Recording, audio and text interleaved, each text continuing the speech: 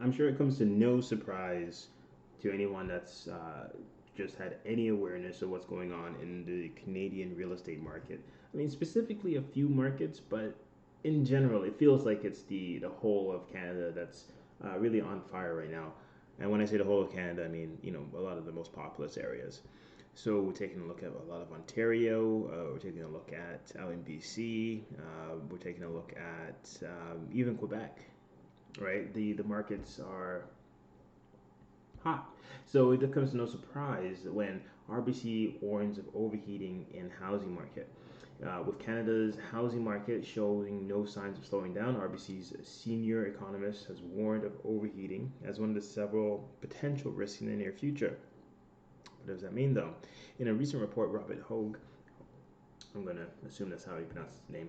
I do apologize if I mispronounce the name. Senior economist at RBC said that unprecedented government aid, supportive actions from financial institutions, and rock bottom interest rates had contributed to a high level of activity in the country's four largest markets of Toronto, Vancouver, Montreal, and Calgary.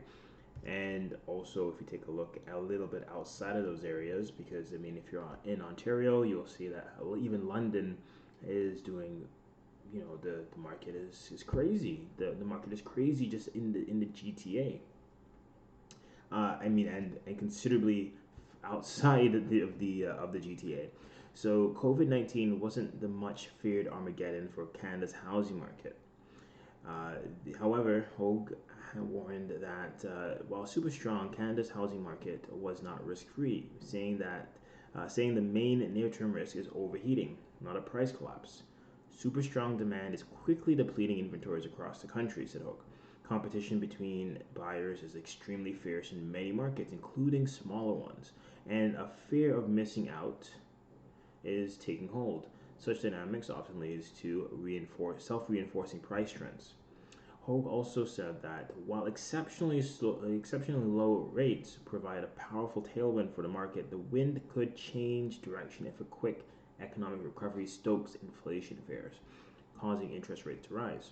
Events in British Columbia 2016 and Ontario 2017 have shown us policymakers can come under intense pressure to stabilize markets and contain household leverage risks while prices spiral upward.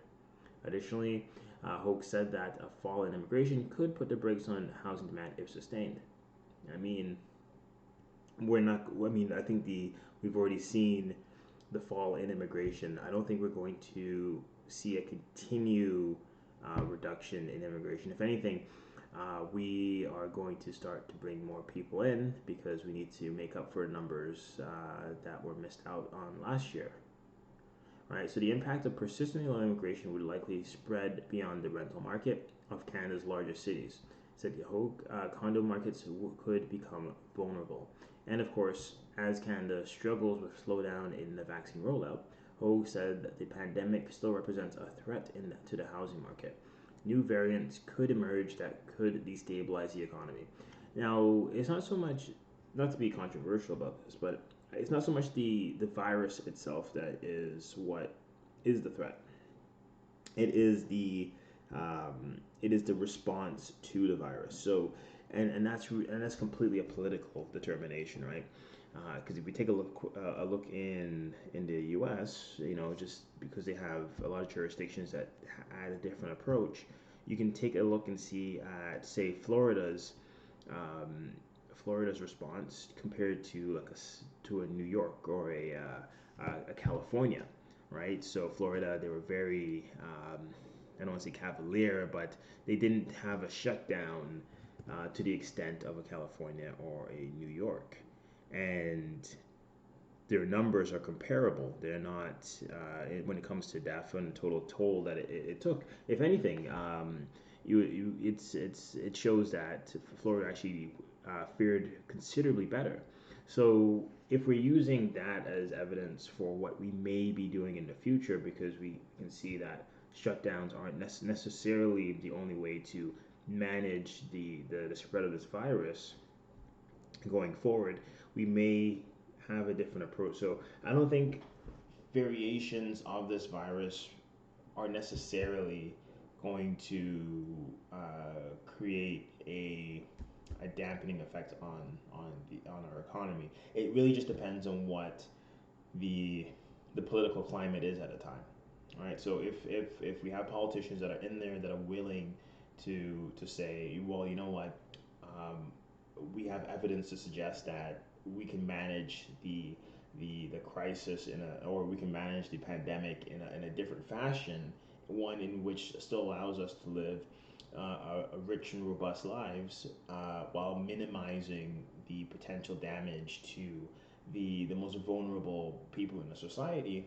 I think they'll go with that because at the end of the day, these are all about trade-offs. There are no solutions per se. There's no we will never be able to go through a pandemic unscathed, right? You're always going to end up with some people passing away due to the virus because that's the nature of it, and we're always going to end up with some people doing poorly economically, financially.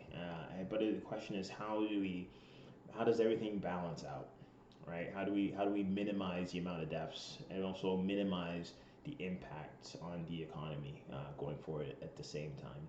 And like I was saying, it looks like Florida figured out a way to do both. So maybe that's going to be a model going forward in order to manage future pandemics, right? Maybe the answer isn't just shutting everything down, but figuring out how to minimize the impact on the most vulnerable communities and allowing people that are not affected to the same degree or have a lot lower likelihood to be affected to the same degree, allowing them to still live out their life as much as possible without any interference.